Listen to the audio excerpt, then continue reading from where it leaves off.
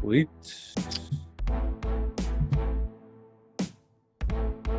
Sounds good to me. Coop.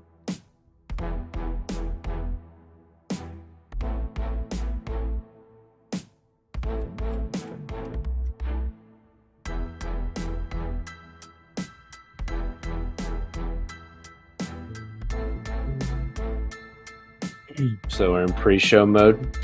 We are in pre-show mode. Super interesting pre-show. We sit here yes. silently, and I drink some coffee. There you go. As it should be, you know? As it should be. I like that. As all pre-shows were intended to be, you know? Yes. The calm before the storm. For some reason, connecting software. Huh. Wonder if Facebook is still down a little bit. Is it being weird? Yeah, it's not receiving the stream at this point. Even though it's going out. Because I was paying extra careful attention today. Because of it might issues. be. I saw an article that said Mark Zuckerberg lost $6 billion yesterday. Yeah. Yeah, I guess a it lot of it was doesn't down. hurt that bad. No. Oh, it was kind of like, I remember somebody said, I forget what it was, but they were talking about wind farms and how many birds get killed in wind farms. And I forget, let's say it was like 100,000 birds or something like that. And they go, it sounds like a lot of birds, but the household cat, they guesstimate kills like 1 billion birds a year or something like that. And I forget what the exact number was. It was a big number. So it's one of those things where it's, it's like the wind farms, they do a little damage, but compared to the household cat, not so bad. Not so bad. That's pretty funny. All right, let's see. I'm gonna refresh the good old Facebook page.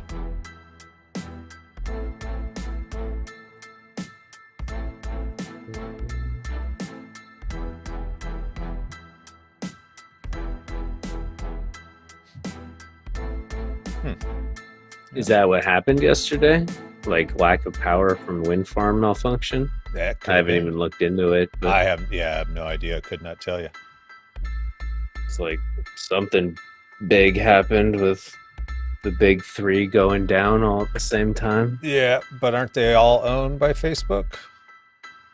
Yeah, that's what I'm saying. So it's still, I have no idea how this stuff works. I assume they weren't all hosted and served in the same place. But no, but I would assume if they had some sort of universal upgrade or something like that, that would affect all the services. Who knows? It's hard to say.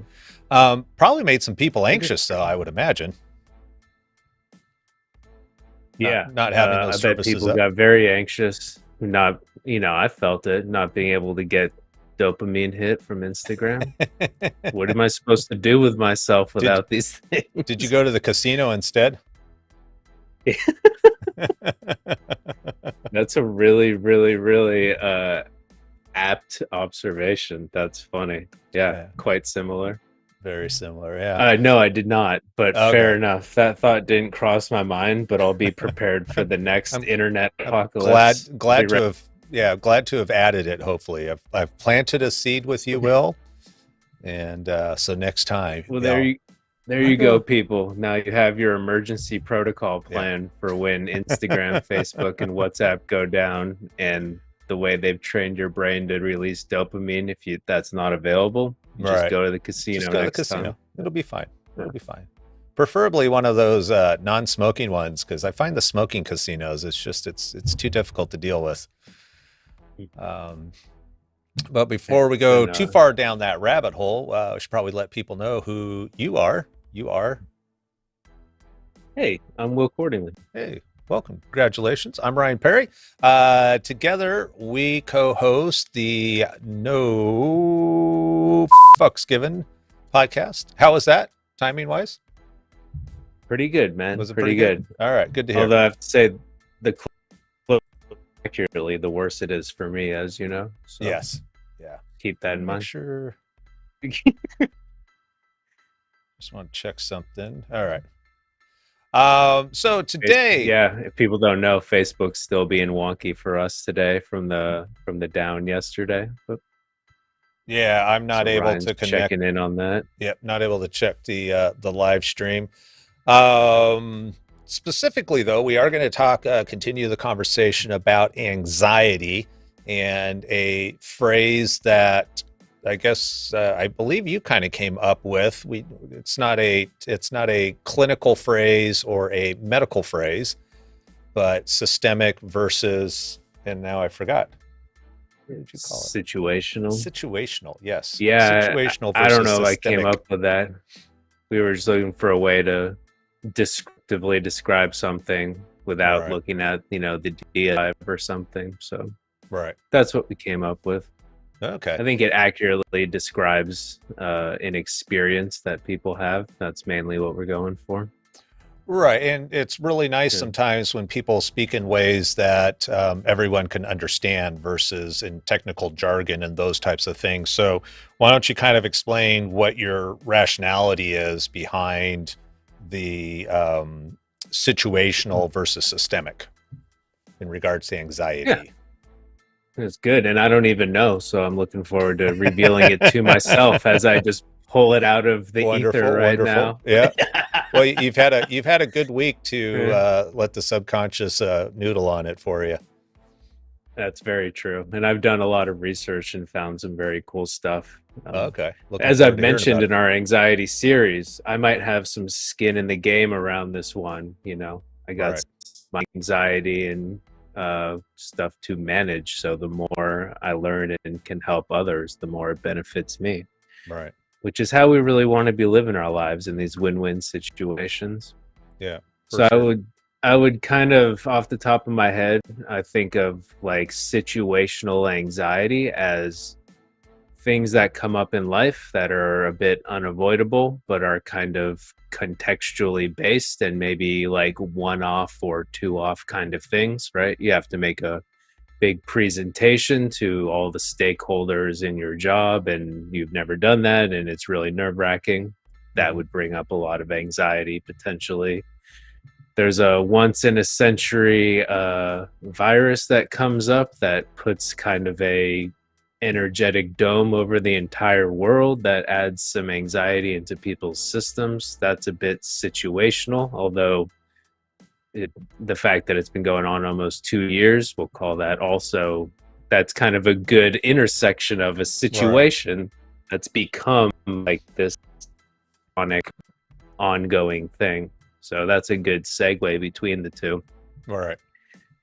And then systemic anxiety, I think of, and as we talked, you and I think of it as, just so people know, the way when trauma from earlier in our childhood and the beliefs and identities that come with that get into people's minds and start orienting people to being hyper vigilant time or always looking out for threats. That is one way of saying the body and the mind are always consistently anxious. And even if there's no reason to be anxious, one is found, a rationalization to explain the experience in the body and the mind comes up, even if there's not something that's necessary, all that anxiety provoking as an external force. Yeah, and it's an interesting one, because if you're not aware that there may be different types of anxiety out there, then treating, working with, dealing with can be a little cumbersome maybe. And being able to go, okay, like getting on a plane as an example, if you have fear of flying and there's that anxiety around the moment in time, um, that would be kind of a situational thing. It doesn't, while it's in your system all the time, it's not necessarily heightened all the time unless you're flying all the time. But if you only fly once every couple of years, then normally the body would kind of like, okay, we don't have to worry about it because it's not a threat. There's nothing to be anxious about because I'm not having to get on a plane. However, the thought of getting on a plane can kind of create some anxiety. And then I know I was watching I think I think they actually show it through on the NLP training where they did they worked with somebody on anxiety and flying, or it could have been a Darren Brown episode potentially. I don't think it was Darren Brown though.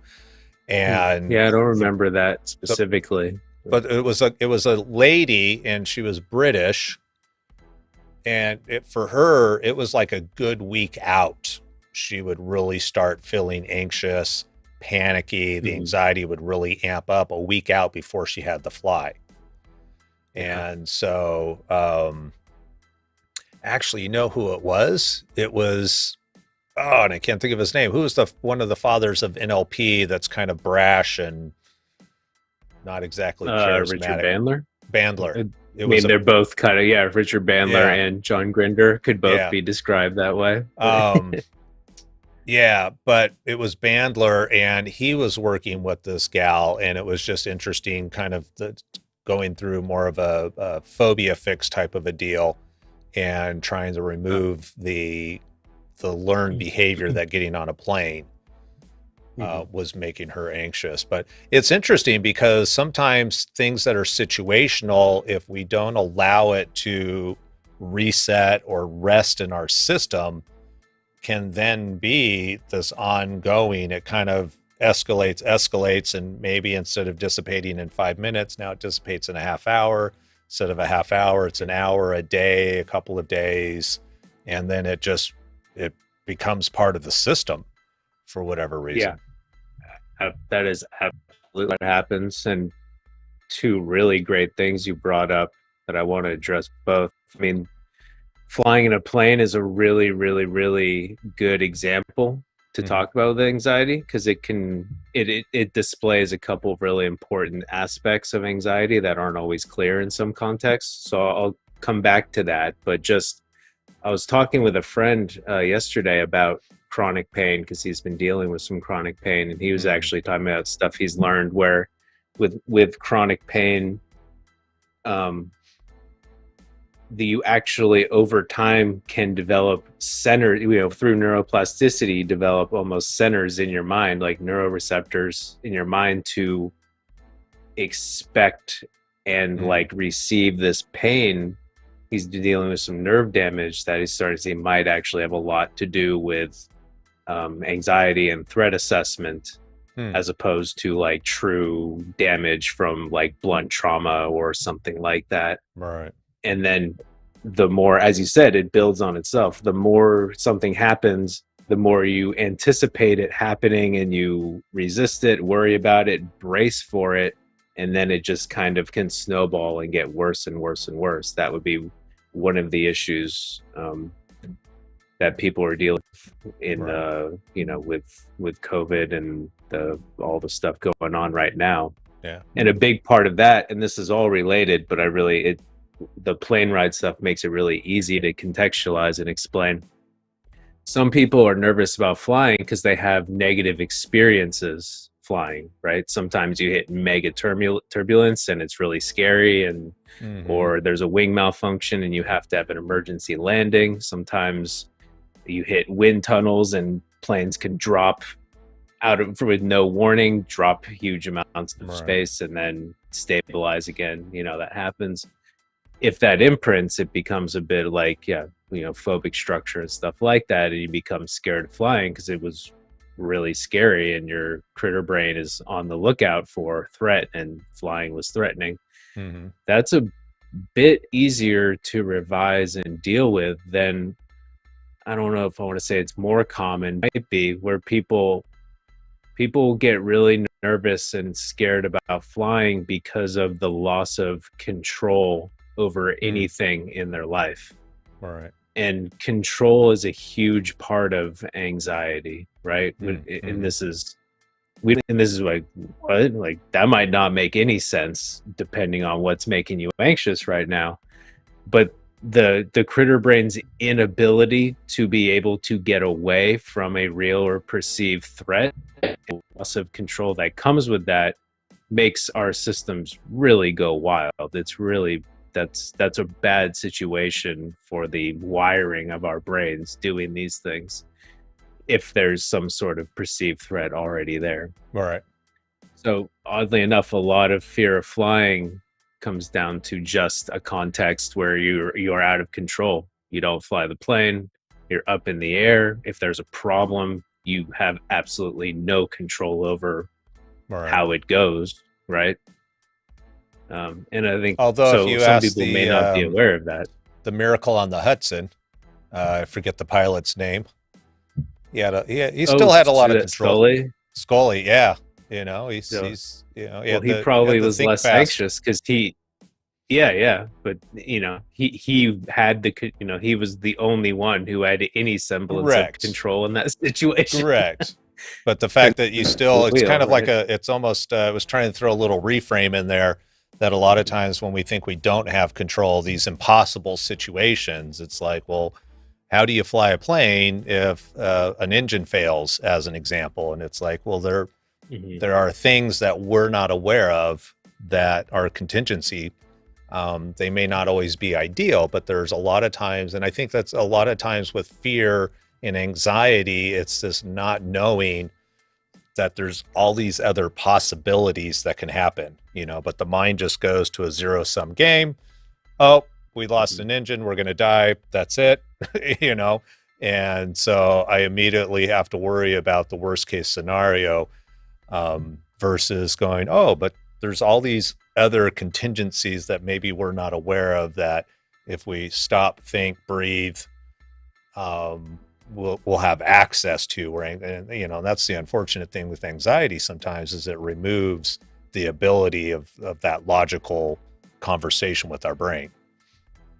Yeah, I would say most of the time it does that Yeah. almost kind of functionally. If it's amped up enough, it's like blood is physically pulled out of areas that make those like work really well and put into areas that help you run faster.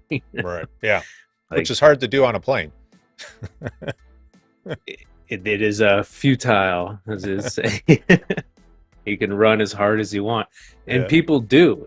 I don't even want to laugh about it because it's really intense and All right. for the person scary. But if you see the videos of like people's minds get completely hijacked. We've heard Mm-hmm. stories, and I'm sure there are videos of people running and screaming and freaking out on planes. I'm Right. sure Yeah. people sometimes try to, like, logic, as you said. It's like in these situations, if you're really Sure. in full flight or flight, the front of your mind that does any sort of logic, like, whoop, gone. Right. I'm in danger. What do I do? Exit. Okay. We're way, way, way up in the sky. Let me just Right. open up this exit door and I'll get to safety. Right. People do that. They try to open those too. Right. It's a great example of an extreme of how this plays Sure. out. But Sure. if But you I think think of it, all this on a gradient, it actually encapsulates the entire experience. yeah. And Trying to open an emergency exit door on a plane would be a 10 out of 10. right. Maybe you are doing a 2 out of 10 about something, but it's still Right. the same idea. Right. Yeah. And I think that gradient that you talk about, you can pull down into real world events. You talk about what happened in 2020, and with that Mhm. constant pressure and anxiety, the unknowns, the fear of possibly dying, the potential of killing somebody else, right? Because there's also Yep. that fear that people have that, okay, well, what happens if I get it, and then I could potentially injure or kill somebody that I love, or unintentionally. And so it seems like a lot of stuff that goes around. There's not always a lot of logic Mhm. behind it. It seems very emotional based versus logic based, and people seem to be responding very emotionally about a lot of things, right? Versus, oh, can Yeah. we have a logical conversation about this? Can we have a grounded conversation? Can we agree to disagree? And it's a very black and white situation for a lot of people these days, regardless of which side you land on when it comes to something like a vaccination. And it's like, this is the only way it can be, and that's it. And so it's kind of like, as we're talking about this, how much of that not being mentally flexible, just being very rigid and this is the way it has to be, is because of a buildup, anxiety, fear, frustration, all the emotions that go with it that we've had to deal with for coming up on 2 years now. Yeah, and I found something really interesting, and I don't remember where, so unfortunately I can't kind of give it credit, but I'm sure it's written a lot of places. And like, how did I not even think of this before? But this really interesting idea when I was just searching some stuff for this episode is the idea. It's like, let me just find it here. When you are trying to avoid a particular threat, it also makes you more sensitive to other threats in the environment, is the concept. So what we've been dealing with for 2 years,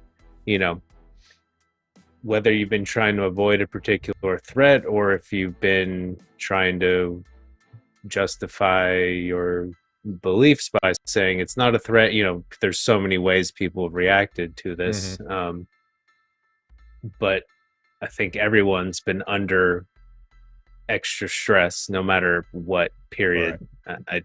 I don't see how anyone's been able to get out of that, even if they were able to maybe overcome it or find different solutions potentially. It's just like the whole world's software is like upgrading or buffering or like changing, and everyone's affected by that in one way or another. Yeah. So it's heightened everyone's sensitivity by looking out for a threat or looking out for the next eye roll you have about the opposing political party or news article. It's like whatever, like whether you're scared or whether you're angry, other people are scared. I don't know how to describe it. Like, everyone's looking out for a threat in one way or another. Those people are idiots. And then if you go to those people, they go, those people are idiots. And there's this complete lack of empathy is not the right word, but being able to listen. I think it's and this kind of plays out in all aspects of life, is the ability to be able to just listen to somebody else and try and understand where they're coming from without you having to be implicit on that person needs to think like me. Because that individual, whoever that individual is, has different belief, different identity, different culture potentially. There's just so many things that play into the individual, and it's always, I always find it interesting that we tend to kind of go, there's something wrong with that person. And I've been trying, and I it's the way I still default to that logic, and I try and catch myself now, and I'm trying to go, instead of putting blame or shame or justifying why I'm right, is finding curiosity in what's going on within that individual. And with that curiosity, then it opens up to questions. And not that I have to agree with anything. And ideally, I'm going to be strong enough in my thoughts and convictions that regardless of what the other person says, it's not like they're going to change me. I'm not going to be infected by their verbal disease, whatever it may be. But maybe I can learn something from them and get a broader understanding of the subject so that I have better understanding. And I don't know if compassion or empathy is the right word, but maybe it's just as simple as understanding. I can just simply, okay, don't agree with you, but I can see where you're coming from on that side, and congratulations. Yeah, totally. And sometimes you got to leave it there. I guess we should look up the technical definition of empathy, but I think that's my understanding is that is what empathy is. A lot of times we think it means sympathizing or like Right. agreeing with or justifying in any way someone else's perspective. And I don't think it actually includes any of that. I think empathy is purely just can you understand someone else's perspective or where their Right. viewpoint, where Right. they come from? Right. Can you stand in their shoes and look through their eyes and just understand what that experience might be like? You don't Right. have to like it, don't have to Yeah. agree with it, you don't Yep. have to be okay with it. It's just understanding it. Right. Yeah. And it's a And superpower, and we maybe it's all not have even, that. But yeah, and maybe not even understanding, because sometimes people are so far off my map that I'm like blown away. And it's yeah, like, totally. I don't understand it, but apparently you live differently and think differently. Mm-hmm. And I'm just happy that especially angry people that are like perpetually angry. And then I think we've gone down a side road here. People who are perpetually Oh, angry I find it very useful to find compassion and go, what a miserable mind that must be to live in. And so yeah, and they're I, probably pretty anxious, whether they're aware of it or not. yeah, Uh, and Anger is a common solution to right, lack of control and bad yeah, feelings inside of yeah. you. And typically those are the people that actually need the most compassion and love and support, but they don't know necessarily, or not capable, or don't know how to accept it.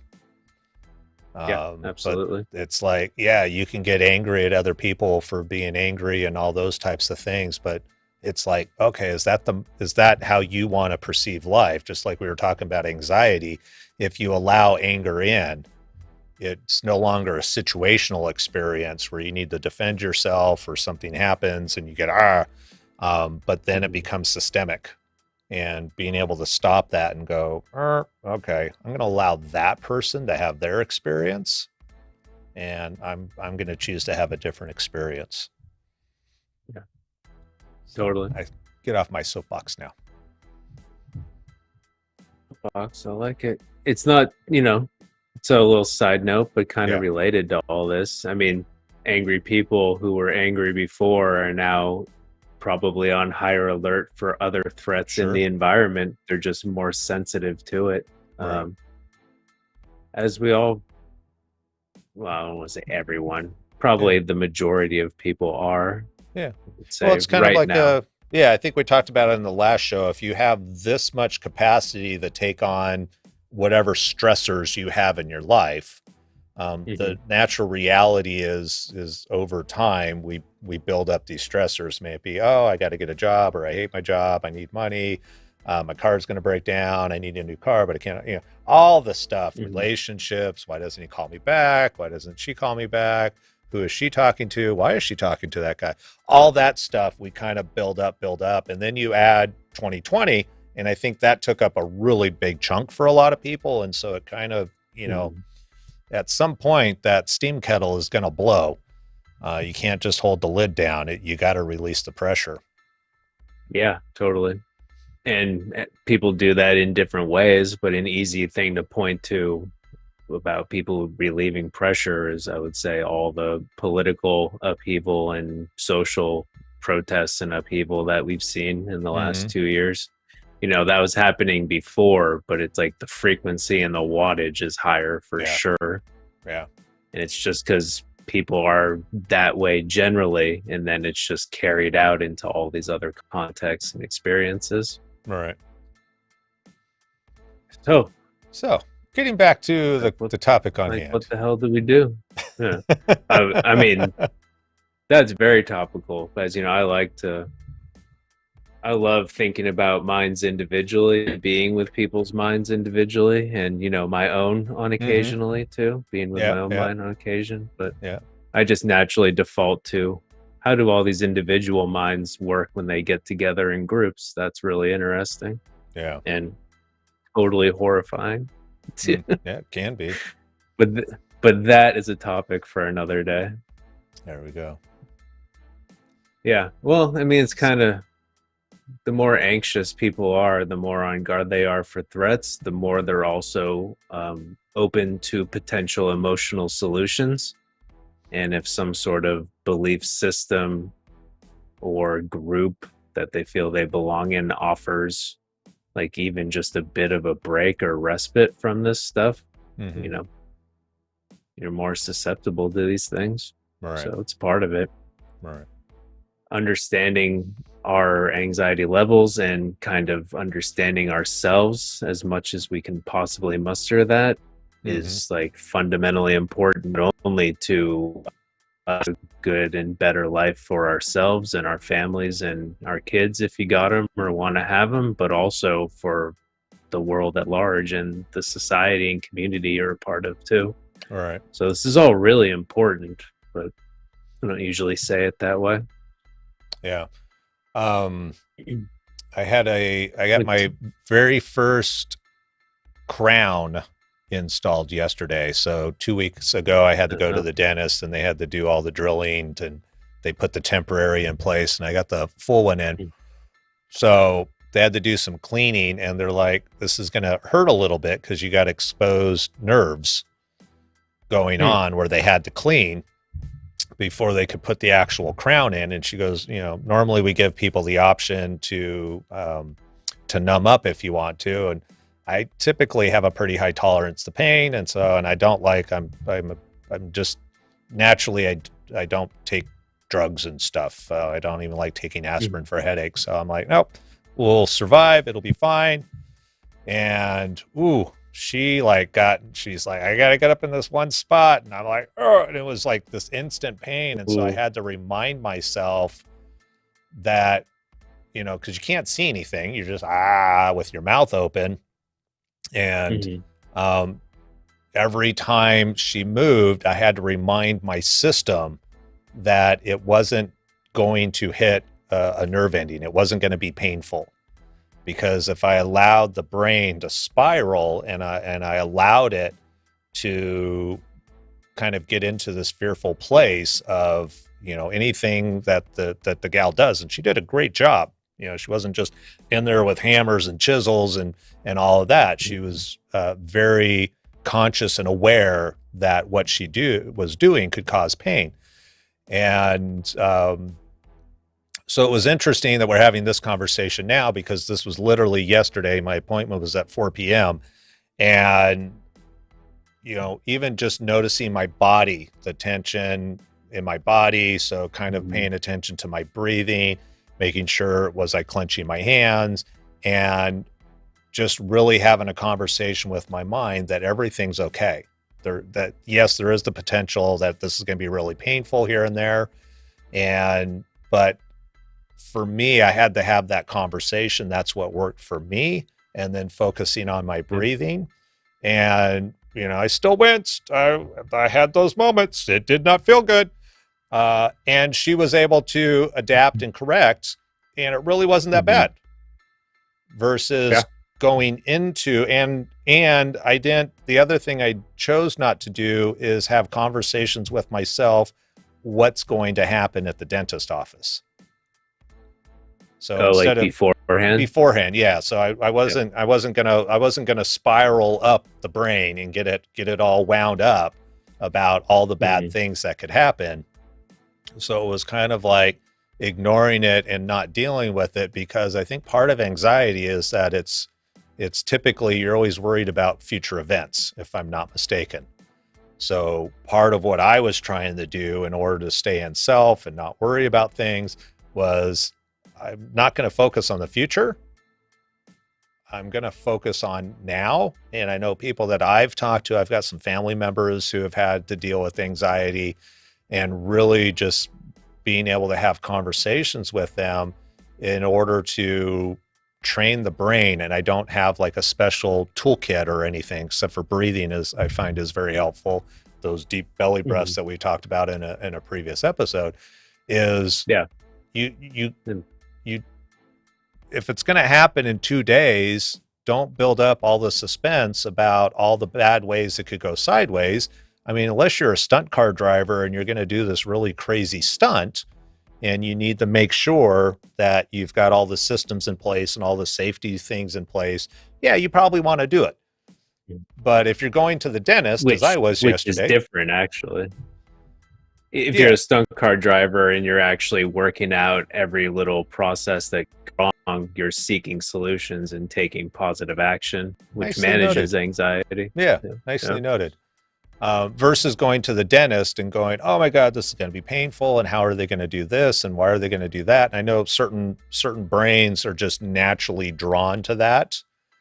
But it's kind of like when a dog sees a squirrel, if you catch them quickly and you distract them, they forget about the squirrel.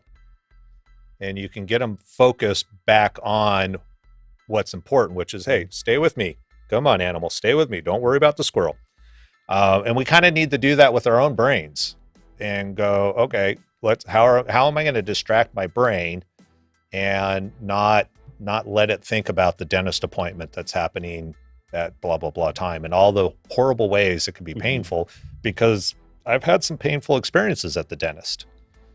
And while they're not fun, I've survived them. And that's that's an important part too. Something that helps fundamentally, but may not in the moment, is reminding yourself you will survive something is super important, because the net of all this is your mind unconscious might die. Right. So a deep part of your mind being reminded that you will survive is useful, although it may not help your conscious thinking mind in the moment necessarily.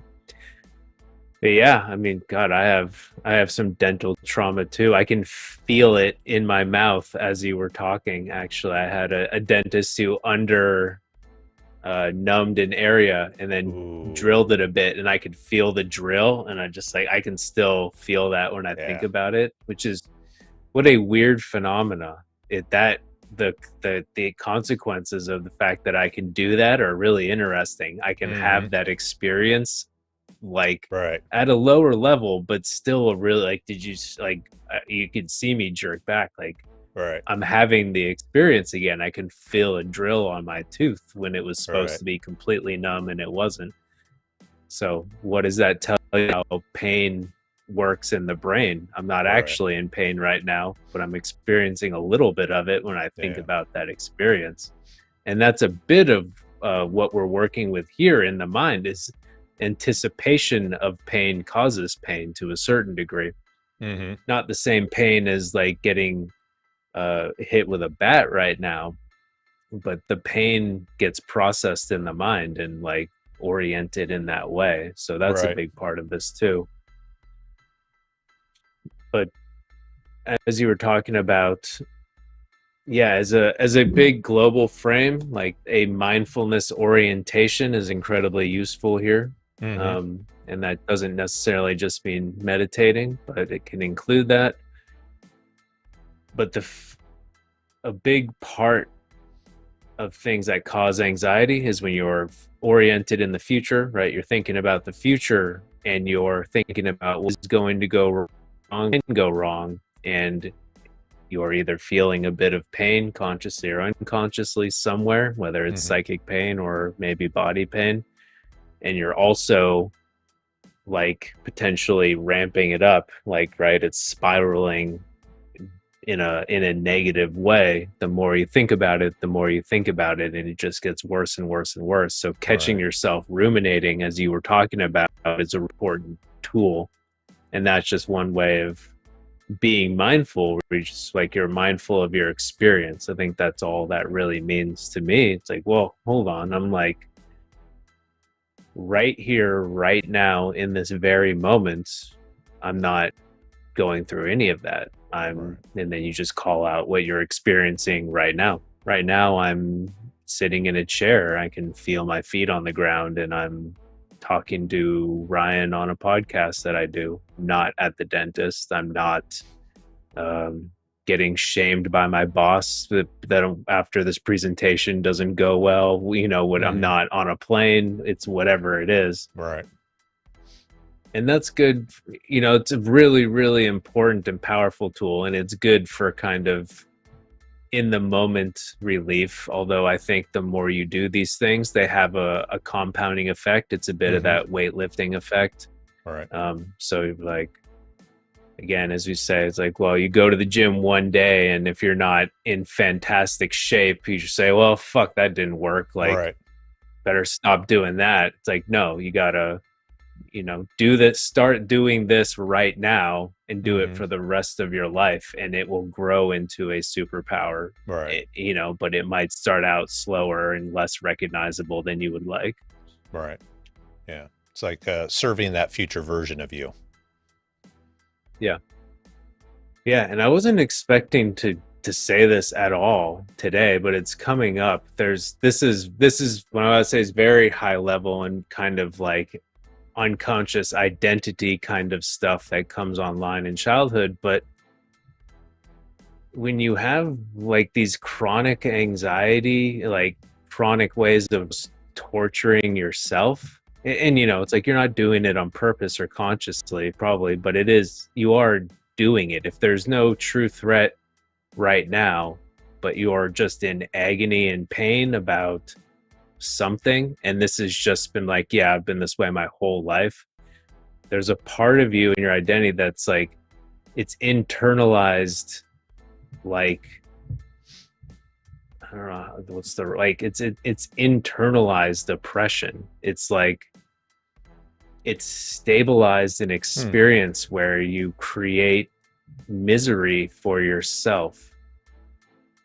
And that's a broader, maybe I shouldn't have said it. That's broader. That is endlessly fascinating what I'm talking about. There's a lot to unpack with it, but yeah, especially let me get to a way of thinking about this is where you better to torture myself than to be tortured by somebody or the outside world. Right. And then we've taken on part of, like, there's an internalized part of us that's built to be turned against itself and to hurt itself. Right. And that's a really weird concept. And if you can wrap your brain around it, it's really powerful, because then you can do something about that too, right? It's internally generated by yourself, which means you can, over time, or maybe pretty quickly, just depending, like, reverse that or change it or reorient that part of yourself too. Right. But if you're chronically anxious, you're chronically heightened, you're full of like adrenaline and all these, you're chronically just in a bad state, and like just being you is hard or painful, as we describe it. Part of our identity is to do that to ourselves. Right. And that's kind of a confronting statement to make, so to speak. I don't want to like make anyone wrong or be like, oh, you're doing this to yourself, like, that's not very useful. But it is useful to understand that our experience is our experience, and if it's coming from inside of ourselves, like in a systemic, continuous kind of way, there's a reason for that. There's a, it could be a lot of different reasons. Right. Yeah, serving you in some way that you're not aware of. Thank you. Absolutely. Yeah. Unconsciously, it is serving a very important and like dear to you purpose. We don't know what that is or why that is, but the human only moves towards the best feeling option on the menu. So if you're chronically miserable, why might that be the best feeling option on the menu is a really big question, but a really important one. Right. And also realizing that if you try and apply logic, if you're kind of relating to what Will's talking about right now, where you're like, that kind of resonates with me. If you try and apply logic and identify how is it serving you, or why is this happening, you're going to be hard pressed to actually find it, because like Will said, this is underlining in the unconscious, subconscious mind. And if you're not trained to connect in that realm, and you try and think through it logically, it's like two different compartments in the brain. The prefrontal cortex, if we just spend all the time here trying to analyze, figure out, discern, all the other words that you can come up with. The problem is that the solution's not here. It's going to be back here. And so we have to disconnect this, because this is actually getting in the way of a lot of the progress that we want in order to move forward. Absolutely. And really deep, really painful stuff is built to be unconscious. One, because it usually has been around for a long time, so we don't consciously think about it. We just operate as if it's true. That's how the unconscious works. That's how our beliefs, our operations about how our world and our universe work, and our identity is who we are in relation to those beliefs. But I came across this idea just noticing my own internal experience. I think I mentioned a bit on this show. I have a diagnosed, what's it called? I was going to use my own word, but that's actually not the DSM. Generalized anxiety disorder, which you could kind of think of it as like chronic anxiety. So my system, like, it works, it's hypervigilant, and then even if there's no threat or no reason to be anxious, the body and the mind are anxious and under threat. So it just, it's a self-fulfilling prophecy. Either you can find a reason to feel the way you feel, or you feel the way you feel and you find a way to make it rational so you're not crazy, right? That's kind of what the experience is like. And I also have OCD, obsessive compulsive disorder. Like, I do some lock checking and checking of like gas stoves and stuff like that. And there's just if you don't know like the functions of OCD, I'm talking to everyone, not just you, Ryan, unless you don't know, but it's a very, very, very weird and crazy experience to have. And I'm talking from firsthand experience. Weird, because the way it works is there's well, I'll explain. It's very strange, because the way OCD works is it actually, like, actual chemicals in your mind don't fire off that let you know things are like completed. That's one way it shows up. So you can continually just keep checking a lock, and it's locked, but you keep checking it anyways, because the brain is functionally not registering that it is like happened. But in your mind, you also know that it's happened. Right. And it is so fucking weird and strange. And it is like when I go meditate, I'm like, this is so fucking bizarre, but it's so compelling that you can't not do it either. There's things that have made it better for me over the years, but but I'll get to the point of why I'm bringing this up, not just to like talk about my life. The point is, at some point I'm like, I am fucking torturing myself with this experience, that at a certain point, it's so weird and so crazy that it's just like, it's really awful. Like, this is awful. And I'm like, this is like maddening. And there's a part of me that's kind of just driving myself a little nuts about it. And I think there's a lot of ways we operationalize experiences against ourselves in our lives that people do. That I notice within myself.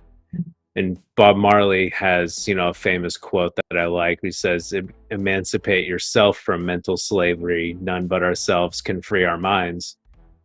And I think if you have chronic stress, chronic anxiety, different expressions of OCD, these kind of things, I'm not a medical doctor, and these are complicated things. So I don't mean to confront anyone, but a part of this that's really important to kind of get in rapport with and notice is that we're generating awful experiences within ourselves against ourselves. It's not a force that's outside of you or that you can't notice. It's within you, and there's a reason for that. And that might be really, really upsetting for some people. What do you mean? This is how life works, and I'm at the effect of it, or I'm a victim of it, which is understandable, but I don't think the most empowering way to look at it. Although there's been seasons of my life where I've felt that way, so I'm not going to make it wrong. The more we can understand that, like, our life happens through our senses, the more power we have. And that's where I land with this stuff. Right. And that's, with chronic anxiety or anything that we're talking about here. Right.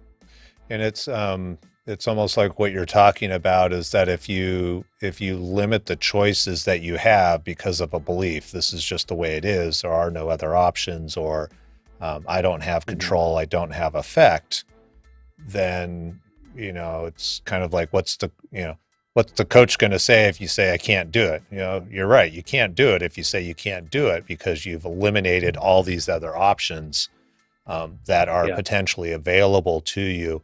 And a lot of times when we don't see those options, and this is true with anxiety, we were kind of talking about it earlier with the plane, falling, if the engine goes out, we don't necessarily know there's other options until we're pressed into it. And being able to have more options just simply allows you to have more choices. And when you have more choices, you typically will have better solutions available to you than you did before, when you only had maybe one or two options, because there's this limiting idea.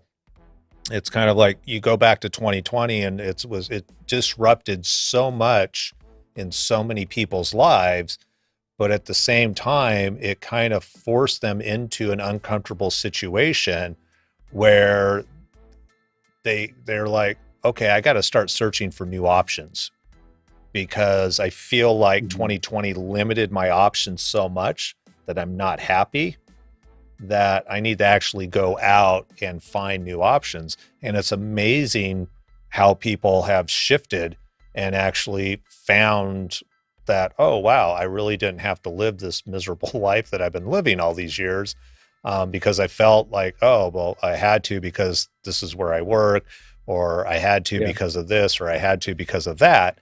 And now you have more options. And being able to get in rapport with yourself, what you said earlier, is kind of one of those ways of being able to find more options, because you have a better understanding of what's going on. And it's not that you're going to have this deep innate connection with yourself initially or necessarily, but just simply having new awarenesses about what's going on will also open the door for new options and new possibilities.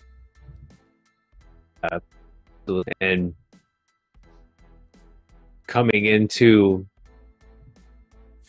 for my money, in my opinion, the relationship we have with ourselves is, there's nothing more important about anything ever, period. End of story.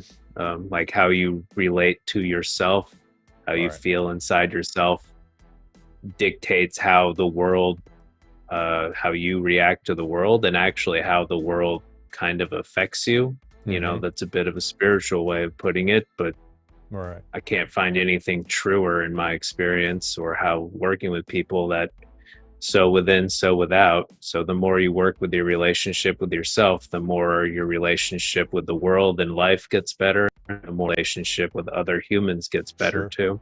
Yeah. But a really hard truth, I think there's a lot of fluffy, feel good, stuff in the personal development world, and they don't talk enough about the cold hard fact that healing, a big important part of healing, is coming to grips with the role you've played in your own pain and suffering. And that's not a finger pointing accusation sentence, so please don't hear it that way. If you empowering sentence, if you hear it how it's meant to go, it's like, what could be more empowering than noticing that you've had a role in your experience? That means you can do something about it too. But it's painful to confront that stuff, so it's easy to kind of slide into anger or righteousness or victimhood or whatever kind of emotion humans do. And I've done all those things, so I'm not trying to pretend I'm better than any of that, but this stuff is challenging. It's like being healing, congruently healing and becoming powerful in your own world is challenging. Like it's not writing affirmations and lipstick on your mirror. That can be a part of it if that's what you want to do, but it involves like some gritty ass shit usually. Mm-hmm. um and you're prepared to handle that, and I Right. mean that for people as a blanket statement. I believe that, and Right. I observe it to be true over and over and over again too. Right. Everyone has the capacity to handle these challenges within themselves, Yep. Yep. even Yep. if it doesn't feel like you could ever do something like that. That's Right. just a limited view of yourself. Mm-hmm. And Yep. not meaning like you have a limited view of yourself. It's like the view of yourself is limited. You're so much more than you're perceiving about yourself. Right. That's Yeah. how I mean it. Yeah. It kind of reminds me of, was it L'Oreal? I think it might have been L'Oreal did a great commercial where they hired a forensic drawing person, FBI. If something happens, you go, we need a description of the person, and they draw it. Sketch artist. They hired a forensic sketch artist, and then they would have this gal come in, and they had a like a black canvas or a cloth between the sketch artist and the individual. So when they walked in the room, the sketch artist did not see the individual, and he's just like, all right, describe yourself to me. And so the gal would describe himself, he'd do a portrait, and then the gal would disappear, and a couple of her best friends would come in and do the same thing. Hey, describe Jane for me. And he would do a sketch artist of Jane based on these. And then at the end of the commercial, they would show Jane's, and typically she looked much older. She wasn't as vibrant, was kind of a duller look, if you will. And then each of the friends, you showed their sketch artist portrait. And again, there's no visual here at all. It's all through words describing who this person is. And when the friends showed their art, their rendition of it, it's vibrant. The person looks younger. There's more energy. It's like there's more waves in the hair flowing and all those types of things. And it kind of just plays into what you were saying, that a lot of times if we've got the blinders of life on, and these are things that just naturally over the years we kind of get these blinders. It happens, these belief and identity structures that get built into us. We don't necessarily know there's anything else because we can't see it. We don't get into it in this show, but there is a thing called the invisible belief. And if it's invisible, then how do you even know that it's a belief? But these are systems that run in all of us all the time. Yeah. That's an interesting commercial. I haven't seen that. I wonder if you could try and dig that up on YouTube or something. But I would say as an overarching generalization, most people, a lot of people think much less of themselves than they should. Right. To use the S word. And of course, we can all think of examples of people we know in our lives or famous people who clearly think way too much of themselves, which is usually just a deep compensation for thinking almost nothing about yourself. And then that's so painful, you flip to the other side. Overcompensate. So, yeah, exactly. Yeah. Really tricky stuff. Really tricky stuff. Anything else you'd like to wrap this up with today's show?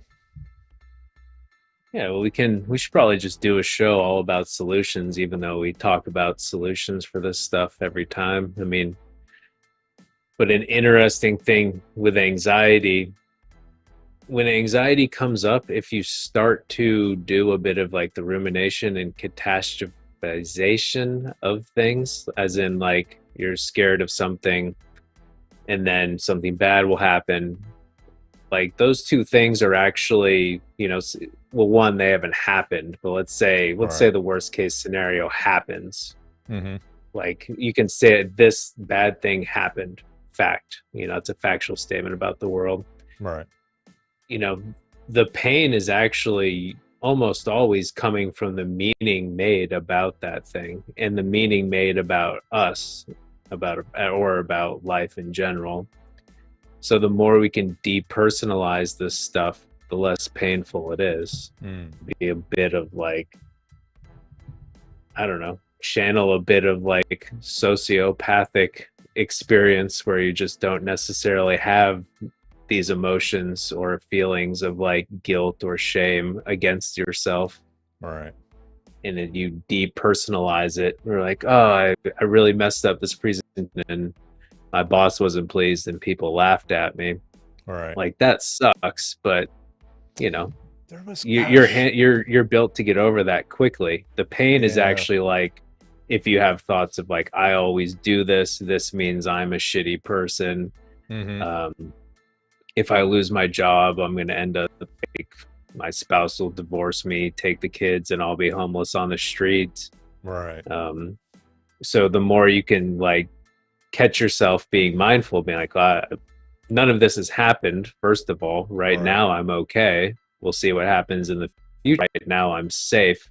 And if you take some breaths, that actually like you need to give the body some time to catch up to that thought and actually realize it in its own sensory experience. Mm-hmm. You can't just expect the thought to go in and just clear the emotional palate, have some of those deep belly breaths and let that sink in. That might take 10 breaths, that might take 10 minutes, it might take longer, but allow that to happen. Right. And then also notice where you're making things personal about yourself and notice that none of that may be accurate at all. Mm-hmm. And if it is your experience, the thing you can do that would be most important is actually taking some action to make that better. Call a friend who's safe and insightful, get a therapist, get outside help, join some sort of support group. Taking positive action mitigates anxiety too, like seeking solutions is really important.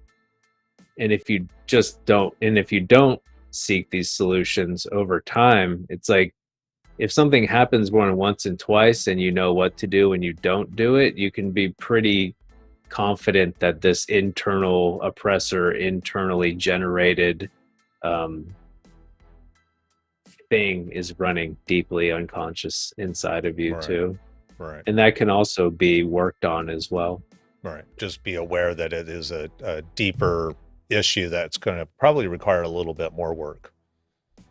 Yeah, potentially. Yeah. It's a deeply precious and important choice. Right. The outcomes of it are incredibly painful, but when it came online, probably a long time ago, it was a solution to other pain. Yeah.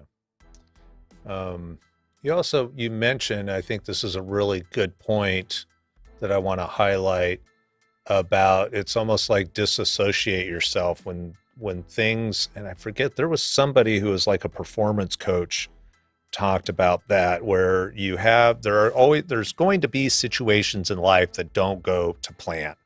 And there's going to be times where we feel bad and those types of things. And so being able to kind of separate yourself from those experiences just minimizes the pain. And one of the things that you could do is, assuming this is something that's happened in the past, so maybe you had a meeting or whatever it was, and it didn't go the way you wanted it to, and it kind of has this negative feeling, just doesn't make you feel good, is imagine where that's at. So just kind of close your eyes, imagine it, and just notice spatially, where is that at? Typically it'll be in front of us somewhere.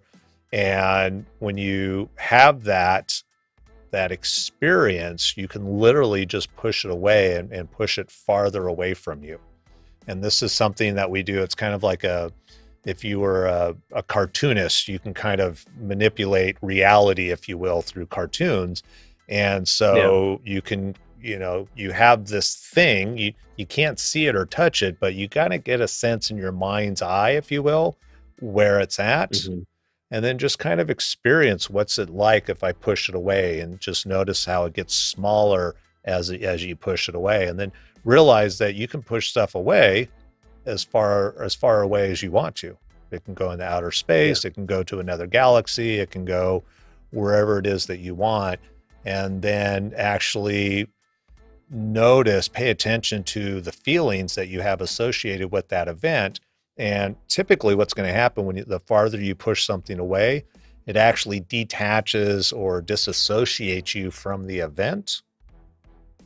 and therefore the energy, the negative feelings, that energy diminishes while you're doing that. And then you can also do the reverse. Mhm. There's things that you want in your life, there's experiences that you had that you want to have more of, is bring those experiences in closer to you. You can even make them larger if you want to. Sometimes an experience that you had might be like a little 2x3 square in front of you.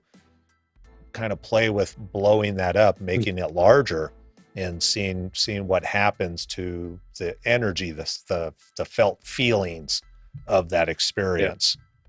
These are just some different ways Yeah. that you can kind of work with the mind. And that might be a huge experience for some people. It's Yeah. It was a trip when for you me the can first time I it tried it. does some me too. The experience when you have it, it's the real visceral felt experience that your internal experience has a structure to it, and when you change the structure of it, it Mm-hmm. changes the experience, it changes Right. the emotions that get kicked off by the code that's running it. Right. And that's really really really really interesting, that when you can feel that happen in real time. Mm-hmm. And if you're interested in it, what Ryan's talking about is called submodalities in neurolinguistic programming. Yeah. The the structure of something. So if you have a picture in your mind, if you make it go farther away from yourself, if you have a picture in your mind of something that has an emotion attached to it, positive or negative, whatever you Mm-hmm. want to do, if you move that picture farther away, how does that change your Right. experience of the emotions? When you move it closer, how does that change it? If you change it to black and white, how does that change it? Right. If you amp up the colors and make it brighter, how does that change the experience? Yeah. And it's the language of our mind to work with sensory experience, pictures, sounds, feelings, smells, and taste. That's how the mind inputs information and then makes meaning of it. Mm-hmm. So when you alter the information, the structure of it, it alters the experience. Right. It's Yeah. trippy. It's Yeah. really weird It's trippy. And and really cool. if you if you do that, also realize you can bring it back to however you want. So if you want to reset it back to the way it was, the default setting, go ahead and do that. If you want to set it, make it a little bit bigger, brighter, feel free to do that. Or if you want to push it away, diminish it, you have the ability to do that. Yeah, it's kind of a fun place to play sometimes. Mm-hmm. Yeah. Yeah, absolutely. And you can even play with the submodality of anxiety when it comes up, right? If you feel it like this spiraling or like a speed inside yourself of like the Right. rate of thoughts, try slowing down the speed, whatever Right. that means to you. Yeah. How does that change your experience? Right. Like there's all kinds of ways to apply this. Yeah. Yeah, yeah, and if it's swirling, have it stop swirling or reverse swirling, or yeah, you can kind Yeah. of it's interesting because it invites creativity. There's no Mm-hmm. right way or wrong way to do this. It's you Yeah. just try things, and it's part of becoming rapport with yourself. As you try things, you're like, I didn't like the way that one worked. Oh, I really like the way this one worked. So there's that using the muscle, and the more you use that Yeah. muscle, you'll start figuring out, you start figuring out more about yourself, which means you're in better rapport with yourself. So, Yeah. all And right. the hard kind of reality about this stuff is, to a certain degree, not a huge degree, Mm-hmm. but like anxiety is a part of life and it's never going to not be part of your experience. Probably Right. stress is a part of being human and it's going to be there. So this is like a fundamental life skill. That's Yeah. why we're kind of spending so many episodes unpacking anxiety and stress and the different elements and Right. ways it shows up and what to do about it. And because it's like, the point is not to hope that you can eliminate this completely from your life. That's probably wishful thinking. Sure. Learning what to do about it and to actually, Ryan, we haven't even talked about this, but to come across one of my favorite concepts from Stoicism is the idea called amor fati, which there's different ways of defining it, but summing it up is like the love of your fate. Hmm. Like whatever happens, anything like loving, because it's you, it's your life, Right. it's your experience, the love of your fate. And there's another interesting concept, a book written called The Anti-Fragile, where it's like things, not only how do you not be affected by randomness and, you know, in a negative or positive way, but how do you actually grow and gain from it, which is kind of Right. another way of explaining amor fati, or how it lands with me. But maybe we'll do a show about, not only is this a human thing, and not only are there ways to manage anxiety and stress and ways to change the patterns that create chronic anxiety and chronic stress from trauma inside your body and in your mind and in your heart, but at a high level, what kind of identities can be grown and adopted over time, where not only are you not diminished by these things, but you're actually fueled by them. That's a very, very, very cool concept, and it's been Right. around for a long time. Yeah. Yeah. We should definitely talk about that. Yeah. For sure. Yeah. But All yeah, right. But I think that wraps up for today. I think so. All right. Nicely done. Good show. Good show. High five. High five. High five. Yeah, we got a little reeler for a bit, but you know, that's what happens when you do a podcast about authenticity, I guess. There you go. Yeah. All righty, sir. Next week, we're going to keep this boat, this anxiety boat, rolling. Specifically, we have how anxiety limits your authentic self. I think we touched on it a little bit today, but we'll definitely dive more into it next week. Find that information interesting. Be sure to like, let us know, leave comments, all that good stuff. You guys know what to do. Until next week, Will, you got anything else to say? I don't. If you're more interested in this chronic stress identity kind of stuff we talked about, next week's episode will be really interesting too, because Awesome. not being authentic is a great way of causing systemic stress in yourself that's usually comes from beliefs and identities that have come online in childhood. Right. And then the push and pull between what you want to say and what you want to do with your life, and what you actually say and what you actually do. Who you're supposed to stay be. tuned. If exactly. Good stuff. Good and stuff. The intersection with society too. Yeah, that's a great point. Yeah, for sure. All righty, sir. Always a pleasure. Till next